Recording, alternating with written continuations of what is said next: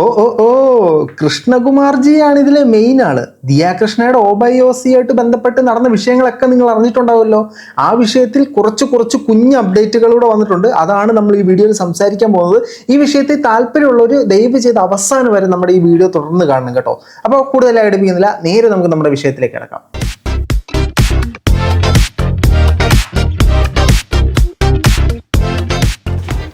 എല്ലാ പ്രിയ സുഹൃത്തുക്കൾക്കും പുതിയൊരു വീഡിയോയിലേക്ക് സ്വാഗതം. നമ്മൾ ആദ്യമായിട്ട് കാണുന്നവർ, സബ്സ്ക്രൈബ് ചെയ്യാതെ കാണുന്നവർ ആ സബ്സ്ക്രൈബ് ബട്ടൺ നോക്കിയിട്ട് പ്ലഗനെ ഒരു ക്ലിക്ക് വെച്ച് കൊടുക്കുക. ഇപ്പോഴും മുന്നോട്ടുള്ള യാത്രയിൽ എനിക്ക് നിങ്ങളുടെ സഹായം തീർച്ചയായിട്ടും ആവശ്യമാണ്. സബ്സ്ക്രൈബ് ചെയ്തിട്ടുള്ളവർ ഇടയ്ക്കിടയ്ക്ക് നമ്മുടെ വീഡിയോസ് ഒന്ന് കണ്ട് സപ്പോർട്ട് ചെയ്യാം കേട്ടോ. അപ്പോൾ നമുക്ക് നേരെ വിഷയത്തിലേക്ക് കിടക്കാം. നമ്മുടെ വിഷയം എന്ന് പറഞ്ഞാൽ OBOC, ദിയാകൃഷ്ണ, കൃഷ്ണകുമാർ ബന്ധപ്പെട്ട വിഷയം തന്നെയാണ്. ഇതിനകത്ത് കുറച്ച് ചെറിയ അപ്ഡേറ്റുകൾ വന്നിട്ടുണ്ട്. ഇതിനകത്ത് നമ്മളെല്ലാവരും കണ്ട് അറിഞ്ഞ് മനസ്സിലാക്കിയ സാധനങ്ങളാണ്. OBOC എന്ന് പറയുന്ന സ്ഥാപനത്തിൽ നിന്നും വലിയ 63-69 ലക്ഷം രൂപയോളം തട്ടിയിട്ട് നടത്തിയ 3 നിഷ്കളങ്കരായ പെൺകുട്ടികൾ. ആ പെൺകുട്ടികൾ ഞങ്ങൾ ഒരു തെറ്റും ചെയ്തിട്ടില്ല, അശ്വിൻ ഞങ്ങളോട് മോശമായിട്ട് പെരുമാറി, കൃഷ്ണകുമാർജി ഞങ്ങളോട് മോശമായിട്ട് പെരുമാറി, DA ഞങ്ങളോട് മോശമായിട്ട് പെരുമാറി, ഞങ്ങളുടെ സൈഡിലാണ് ന്യായം എന്നൊക്കെ പറഞ്ഞിട്ട് അവർ ഒളിവിൽ പോവുകയാണ്. തമിഴ്നാട്ടിൽ എങ്ങാണ്ട് ആ ഒളിവിലെന്നാണ് കേട്ടത്.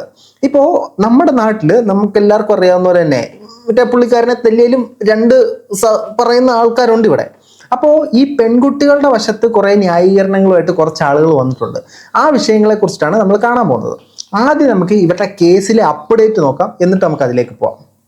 സംഘത്തിന് കൈമാറും. അതിന് മുന്നോടിയായിട്ടാണ് ഇന്ന് അവസാനമായി ഇവരുടെ പക്കൽ മ്യൂസിയം പോലീസ് എത്തി ഇതിന്റെ മൊഴി രേഖപ്പെടുത്തുകയും ഈ ഫ്ളാറ്റിൽ, അതായത് ദിയാകൃഷ്ണൻ താമസിക്കുന്ന ഫ്ളാറ്റിൽ ഈ 3 ജീവനക്കാർ എത്തിയിരുന്നു. ഇവരെ ഇവിടെ വിളിച്ചു വരുത്തി ചർച്ച നടത്തിയിരുന്നു.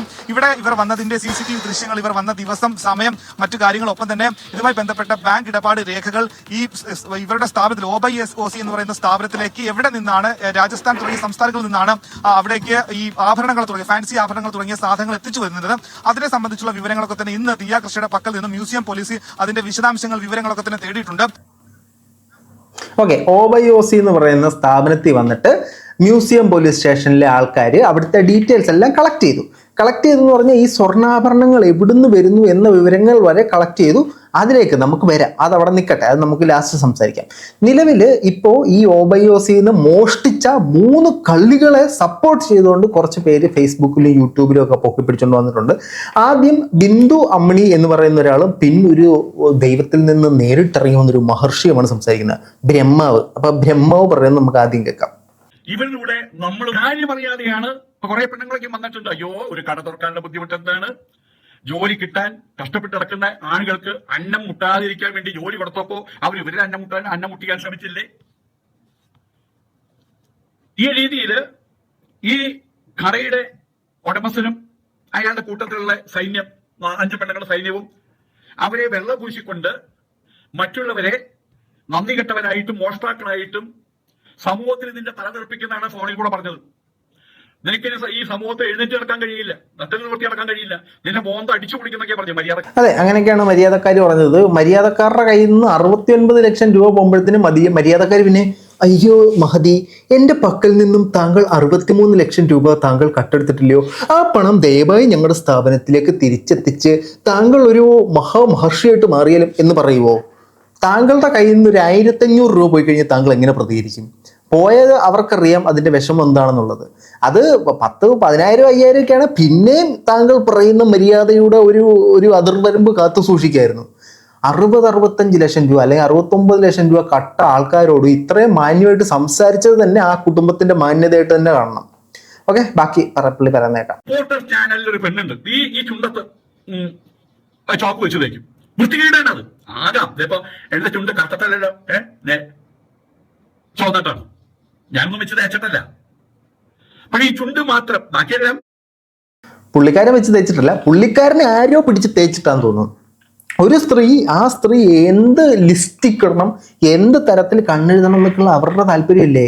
താങ്കൾ ഈ തല കെട്ടും കെട്ടി ഈ കഴുത്തക്കൂടെ രുദ്രാക്ഷമാലയും വന്നിട്ട് ഇരിക്കരുത്, എന്ത് വൃത്തിയിടാണിത് എന്ന് ഞാൻ ഇവിടെ നിന്ന് പറഞ്ഞു കഴിഞ്ഞാൽ എന്തായിരിക്കും താങ്കളുടെ പ്രതികരണം? അവരവർക്ക് അവരവരുടേതായ വേഷവിധാനങ്ങളും അവരവരുടേതായ സെൻസും ഉണ്ട്, ഗ്ലാമർ സെൻസും ഉണ്ട്. അവരങ്ങനെ പൊക്കോട്ടെ, അതിനെന്താ നിങ്ങൾക്ക് പ്രശ്നം? ലിപ്സ്റ്റിക് ഇടുന്നതാണ് ഇപ്പം ഇദ്ദേഹത്തിന്റെ പ്രശ്നം. സ്ത്രീകൾ ലിപ്സ്റ്റിക് ഇടല്ലേ? ലിപ്സ്റ്റിക് ഇടുന്ന ആരെങ്കിലും ഒക്കെ നമ്മുടെ വീഡിയോ കാണുന്നുണ്ടെങ്കിൽ പെട്ടെന്ന് ലിപ്സ്റ്റിക് മായ്ച്ചളഞ്ഞു, ഇല്ലേ മഹർഷി കോപം ലഭിക്കും. മലയാളികളെ പോലെ തന്നെ ബ്രൗൺ കളർ ചുണ്ട് മാത്രം, ആരെ ചുണ്ടൊക്കെ അടി കൊടുത്ത ചുണ്ട് പൊട്ടിയിട്ട് ചോര പിടിക്കുന്ന പോലെ ഞാൻ പറഞ്ഞില്ലേ ഈ പുള്ളിക്കാരൻ്റെ ചുണ്ട് ചുമന്നിരുന്നത് എങ്ങനെയാന്ന് ടേന്ന് അടിച്ചു കൊടുത്ത പൊട്ടു എന്നാണ് ചേട്ടൻ പറയുന്നത്. പുള്ളിയുടെ ചുണ്ട് ചുമന്നിട്ടാണ്, മനസ്സിലായില്ലേ? അല്ലെങ്കിൽ അധികം താമസിക്കാതെ ടേ എന്ന് പറഞ്ഞാൽ കിട്ടി ചുമക്കാനുള്ള സാധനങ്ങളൊക്കെ പുള്ളി പറയുന്നുണ്ട്.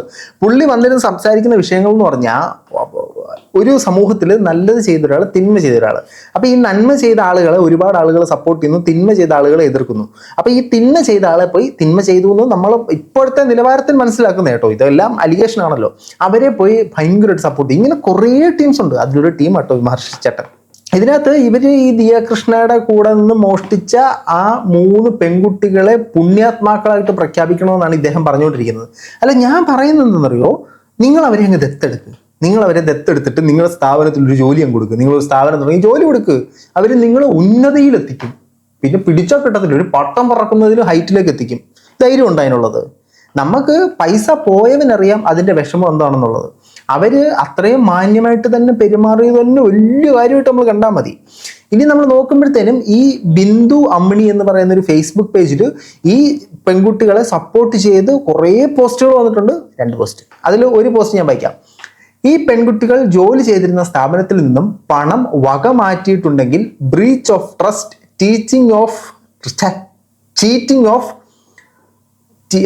ചീറ്റിംഗ് ഈ ഒഫൻസുകൾ ചുമത്തി അവരെ വിചാരണ ചെയ്യേണ്ടതാണ്. ഓക്കെ, ശരി, അതുവരെ കറക്റ്റാണ്. ഇതുവരെ സംശയമൊന്നുമില്ലല്ലോ.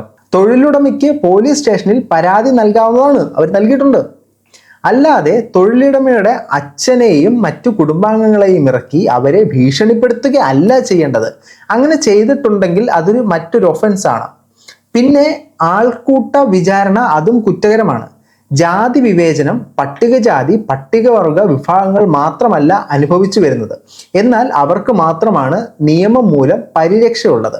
ഈ പെൺകുട്ടികൾ ചെയ്ത കുറ്റകൃത്യം ദളിതരുടെ തലയിൽ കെട്ടിവെച്ച് ദളിതരെ അടച്ചാക്ഷേപിക്കാനും ആയി വഴി മാറ്റിവിടുന്നതിനും ബോധപൂർവം തന്നെയാണ്. അത് അവരല്ലേ ജാതിപരമായി ബോധപൂർവം വഴിതിരിച്ചു വിട്ടത്. ദിയാകൃഷ്ണ എന്ന തൊഴിലുടമയ്ക്ക് തൊഴിലാളികളിൽ നിന്നും നഷ്ടം അല്ലെങ്കിൽ മറ്റെന്തെങ്കിലും ഉപദ്രവം ഉണ്ടായിട്ടുണ്ടെങ്കിൽ അവരുടെ മുൻപിലുള്ള പോംവഴി നിയമപരമായി മുന്നോട്ട് പോകുക എന്നതാണ്. അതിനെ ഞാൻ വ്യക്തിപരമായി പിന്തുണയ്ക്കുന്നു. എന്നാൽ അവർ ഇപ്പോൾ ചെയ്തുകൊണ്ടിരിക്കുന്ന ഭീഷണി, ആത്മഹത്യക്ക് പ്രേരിപ്പിക്കൽ, ആൾക്കൂട്ട ആക്രമണത്തിന് പ്രേരിപ്പിക്കൽ, ഇതൊക്കെ പ്രാകൃതമാണ്, ന്യായീകരിക്കാൻ കഴിയാത്തതാണ്. ഇപ്പം ഞാൻ ഒരു സംശയം ചോദിച്ചിട്ടെ, ഒരു സ്ഥാപനം നടത്തുന്നു. ആ സ്ഥാപനത്തിൽ ഒരു മോഷണം അല്ലെങ്കിൽ ഒരു അലിഗേഷൻ അല്ലെങ്കിൽ ഒരു പരാതി ലഭിക്കുന്നു. പരാതി ലഭിച്ച ഉടനെ അവനെതിരെ ഒരു പരാതി ലഭിച്ചു. അപ്പോഴും നമ്മൾ പോലീസ് സ്റ്റേഷൻ വിളിച്ചിട്ട് ഹലോ പോലീസ് സ്റ്റേഷനല്ലേ ഇവിടം വരെ വന്ന് ഇത്രയിടം വരെ വന്ന് ഇതൊന്ന് അന്വേഷിക്കാന്ന് പറയുകയല്ല. ആദ്യം ആ സ്ഥാപനം ഇവരെ ചോദ്യം ചെയ്യും. ആ സ്ഥാപനത്തിന്റെ സൈഡിൽ നിന്ന് ഒരു എൻക്വയറി ഉണ്ടാവും. അന്വേഷണ വിധേയമായി സസ്പെൻഡ് ചെയ്തിരിക്കുന്നു എന്ന് പലയിടത്തും നമ്മൾ കേട്ടിട്ടില്ലേ? അത്തരത്തിൽ അവരുടെ അന്വേഷണ വിധേയമായ സസ്പെൻഷനാണത്.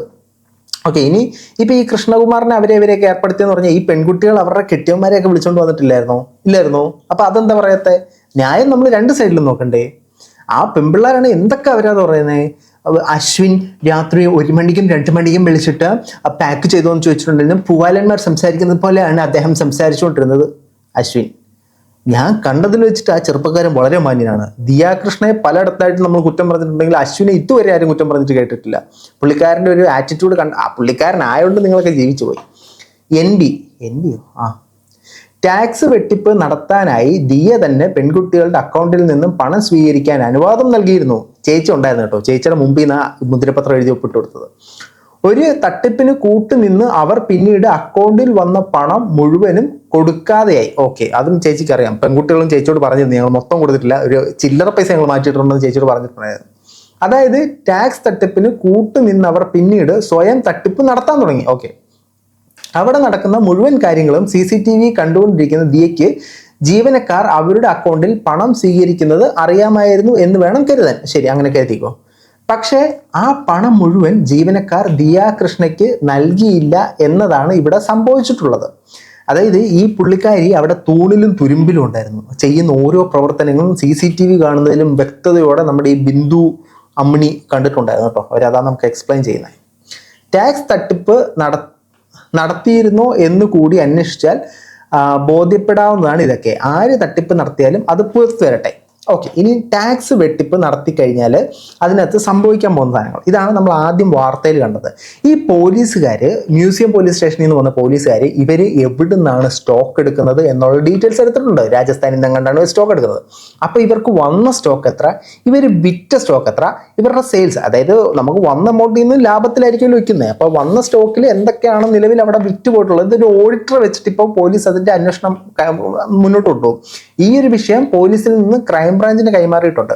അപ്പോൾ ഇവരൊരു ഓഡിറ്ററെ വെച്ചിട്ടും ബാങ്ക് സ്റ്റേറ്റ്മെന്റ് വെച്ചിട്ട് ഇത് പരിശോധിക്കും. ഇങ്ങനെ പരിശോധിക്കുന്ന സമയത്ത് എത്ര സ്റ്റോക്ക് വന്നു, ഇതിൽ നിന്ന് എത്ര സ്റ്റോക്ക് പുറത്തേക്ക് പോയി, ഇത് ഇവർ വിറ്റ സംഭവം, ഇതിന്റെ ലാഭം, ഇത് മൊത്തം അവരെടുക്കും. അപ്പം നിങ്ങൾ ഈ പറഞ്ഞ പോലെ തന്നെ ടാക്സ് വെട്ടിയിലായിരുന്നു ലക്ഷ്യമെങ്കിൽ വന്ന സ്റ്റോക്ക് പ്ലസ് പോയ സ്റ്റോക്കെ പിടിച്ചു, ദിയ പിടിച്ചു. ഇതാണ് സംഭവിക്കാൻ പോകുന്നത്. പുള്ളിക്കാരി ഇതുവരെ അപ്പം അത് രണ്ടു കൂട്ടരും വന്നിട്ട് ഞങ്ങളുടെ സൈഡിലുള്ള ന്യായം ഇതാണ്, അവരാണ് കള്ളിയെന്ന് ഇവർ പറഞ്ഞു, അല്ല അവരാണ് പ്രശ്നമെന്ന് ഇവർ പറഞ്ഞു. രണ്ടുപേരും അവരവരുടെ ഭാഗം പറഞ്ഞു. കുറെ പേര് അവരെ വിശ്വസിച്ചു, കുറെ പേര് ദിയ ആൻഡ് ഫാമിലിയെ വിശ്വസിച്ചു. പക്ഷേ ആരാണ് ഇതിനകത്ത് ഒളിവിൽ പോയത്? മറ്റേ 3 ശിങ്കിടികളാണ് ഒളിവിൽ പോയത്. ഇവർ തമിഴ്നാട്ടിലോട്ട് കണ്ട് കടന്നെന്ന് പറഞ്ഞാൽ ഒരു തെറ്റും ചെയ്തിട്ടില്ല, പിന്നെ എന്തിന് ഇവർ ഒളിവിൽ പോകണം?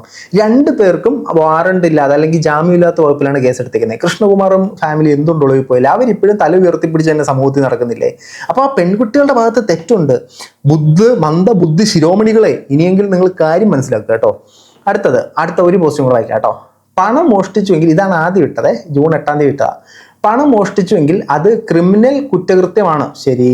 പരാതി ഉണ്ടെങ്കിൽ പോലീസിൽ കൊടുക്കാം. ഓക്കെ. ഇവിടെ പോലീസ് ഒക്കെ ഉണ്ട്, പോലീസ് കോടതി ഒക്കെ ഉണ്ട്. ശരി. അല്ലാതെ നിയമം കയ്യിലെടുക്കുകയല്ല ചെയ്യേണ്ടത്. ഇപ്പം താങ്കൾ ഒരു സ്ഥാപനം നടത്തുക, ശ്രീ ബിന്ദു അമ്മിണി ആക്ടിവിസ്റ്റിനോടാണ് ചോദിക്കുന്നത്. താങ്കൾ ഒരു സ്ഥാപനം നടത്തുക, താങ്കളുടെ സ്ഥാപനത്തിൽ താങ്കൾ എടുത്തിരിക്കുന്ന സ്റ്റാഫിനെ താങ്കൾ അന്ധമായി വിശ്വസിച്ചു. അങ്ങനെ വിശ്വസിക്കുന്ന ആളല്ല, എന്നാലും അന്ധമായിട്ടൊരു സാഹചര്യത്തിൽ അങ്ങ് വിശ്വസിച്ചു പോയി. അങ്ങനെ വിശ്വസിച്ചിരുന്ന സമയത്ത് ഈ സ്റ്റാഫ് താങ്കൾ ഒരു 60 ലക്ഷം രൂപ അങ്ങോട്ട് പറ്റിച്ചു, അല്ലെങ്കിൽ താങ്കൾ എടുത്തു വെച്ച സ്റ്റോക്ക്, അല്ലെങ്കിൽ താങ്കൾ വിശ്വസിച്ചില്ലെന്ന് തന്നെ വെച്ചോ, താങ്കളുടെ സ്ഥാപനത്തിലേക്ക് ഒരു 1 കോടിയുടെ സ്റ്റോക്ക് എടുത്ത് വെക്കുന്നു. ഒറ്റ ദിവസം കൊണ്ട് താങ്കൾ എടുത്തു വെച്ച സ്റ്റാഫ് ഇതിൻ്റെ 60 ലക്ഷം രൂപയുടെ സ്റ്റോക്ക് മറിച്ചിട്ട് അന്നേ രാത്രി കാണാതാവുന്നു. താങ്കൾ എങ്ങനെ പ്രതികരിക്കും? നിയമപരമായി ഞാൻ പോലീസ് സ്റ്റേഷനിൽ കൊണ്ടൊരു കംപ്ലൈന്റ് കൊടുക്കുന്നു. ആ കുട്ടികളെ വളരെ സേഫായിട്ട് കൊണ്ടുവന്ന് അന്വേഷിച്ചിട്ട്, മക്കളെ അല്ലയോ മഹാനുഭാവ, എൻ്റെ പക്കൽ നിന്നും താങ്കൾ ഇത്രയും സ്റ്റോക്ക് എടുത്ത് മറിച്ച് വിട്ടതിൻ്റെ പണം ദയവായി എൻ്റെ കരങ്ങളിലേക്ക് തന്നാലും എന്ന് ചോദിക്കുവോ? കള്ളം മാറ്റാ മോളെ, എൻ്റെ പൈസ എടുത്തോ നല്ല ചോദിക്കത്തുള്ളൂ. ദിയ അതുപോലും ചെയ്തില്ല. അതിലും മാന്യമായിട്ടുള്ള രീതിയിലാണ് ദിയ ആൻഡ് ഫാമിലി ആ വിഷയത്തിൽ കൈകാര്യം ചെയ്തത്. ഇതിനകത്ത് നിലവിൽ ഈ സോഷ്യൽ മീഡിയയിൽ എന്ത് സംഭവിച്ചാലും ദിയയ്ക്കും ഫാമിലിക്കും എതിരെ, അല്ലെങ്കിൽ കൃഷ്ണകുമാറിന്റെ കുടുംബത്തിനും എതിരെയാണ് മലയാളികൾ സോഷ്യൽ മീഡിയ സംസാരിച്ചുകൊണ്ടിരുന്നത്. ആദ്യമായിട്ടാണ് ഒരു വിഷയത്തിൽ അവർക്ക് കയ്യടി ലഭിക്കുന്നത്. നമ്മൾ മുമ്പത്തെ വിഷയം നോക്കിയാലും, ഇതിനു മുമ്പ് ലൈഫ് ഓഫ് അൻവേർട്ട് ഉണ്ടാക്കിയ വിഷയത്തിൽ, അല്ലെങ്കിൽ ഇവർ ഡാമേജ് പീസ് അയക്കുന്ന വിഷയത്തിലും ദിയ പിടിച്ചടം തന്നെയാണ് ജയിച്ചത്. ആ പാക്ക് ഇങ്ങനെ കീറി എന്നൊക്കെ പറഞ്ഞ് അയച്ചിട്ടുണ്ടായിരുന്നു. അപ്പൊ അവിടെയും ദിയയുടെ ഭാഗം തന്നെയാണ് ജയിച്ചതെന്നുള്ള കാര്യം നമ്മൾ മനസ്സിലാക്കുക. ഇതിനകത്ത് അവരുടെ സൈഡിൽ ഒരു തെറ്റുള്ളതായിട്ട് കാണാൻ സാധിക്കുന്നില്ല. നിലവിലെ സാഹചര്യം വരെ ഇവരുടെ ഭാഗത്താണ് ഒരു തെറ്റെന്നാണ് നമുക്ക് അനലൈസ് ചെയ്യാൻ സാധിക്കുന്നത്. എന്തായാലും ഒളിവിൽ പോയവരെയൊക്കെ എത്രയും പെട്ടെന്ന് പിടിക്കട്ടെ. ഈ ഒരു വിഷയം കൊണ്ട് ഏറ്റവും കൂടുതൽ ലാഭം ഉണ്ടായ ദിയയ്ക്കാണ്. ദിയയ്ക്ക് ജനമനസ്സുകളിൽ ഉണ്ടായിരുന്ന നെഗറ്റീവ് അങ്ങോട്ട് ഒരു പരിധി വരെ കുറഞ്ഞു, സപ്പോർട്ട് വന്നു. ഓക്കെ, എന്തായാലും ഈ വിഷയത്തിൽ നിങ്ങളുടെ അഭിപ്രായം തീർച്ചയായിട്ടും രേഖപ്പെടുത്തുക. നിങ്ങൾ ഈ പെൺകുട്ടികളുടെ ഭാഗത്താണോ ദിയ കൃഷ്ണ ആൻഡ് കുടുംബത്തിന്റെ ഭാഗത്താണോ എന്നുള്ളത് കമന്റുകളെ രേഖപ്പെടുത്താൻ മറ്റു വഴിയായിട്ടാണ്. ബൈ.